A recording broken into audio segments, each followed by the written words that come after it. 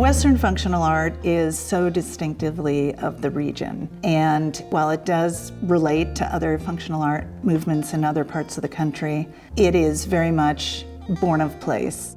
I think it represents the West, and I guess to say that it's unique, you'd have to look back at what the West was to most people in this day and age.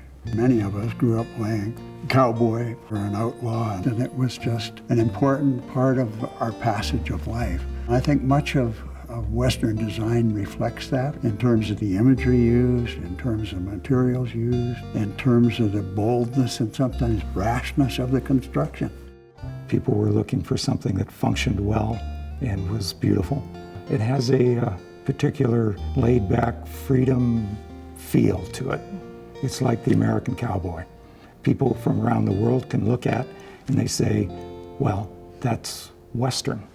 When you come into a grand landscape with huge skies and amazing mountains and vast spaces, it can either be lonely or fulfilling. So I think that's reflected in the art. Then you have the inspiration. So you've got the scenery itself, you have the wildlife, elk, deer, bears, and all kinds of other critters. You have the influence of the Native American cultures showing up in beadwork and quill work and patterns and graphic design. What we think of as Western is, to a large extent, was that style was kicked off by Buffalo Bill with the fringe and the beadwork and the hats and the boots and the Native American influence garments and things like that. But Molesworth took that ethos, living here in Cody, Wyoming, and he applied it to functional art, crafting not just items, but entire environments.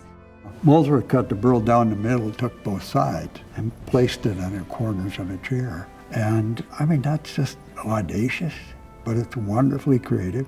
Molesworth saw the opportunity and had a background in furniture, so he knew how to make it comfortable. So he really developed a way to make factory-produced furniture that was both elegant but comfortable and still rustic. And that brought a new generation of buyers in, because before that it was kind of a man's type of furniture, and now all at once the woman would allow it in the living room. There are still Molesworth type chairs being built, much like Molesworth built them.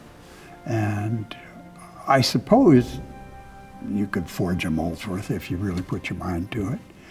Nobody does that. They do their own thing.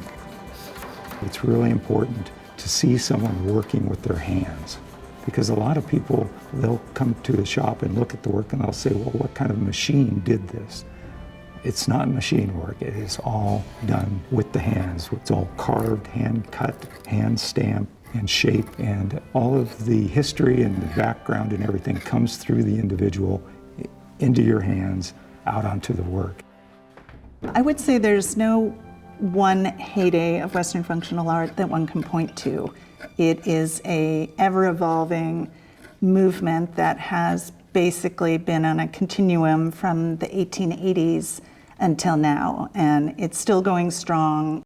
Most of this stuff screams Western. And how does it scream it?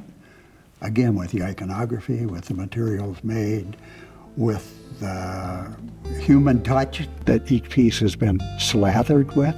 I think it's just remarkable stuff. And it's a way of staying in touch with what's important and nature and a region's history and artistic influences, not just for the present, but going forward.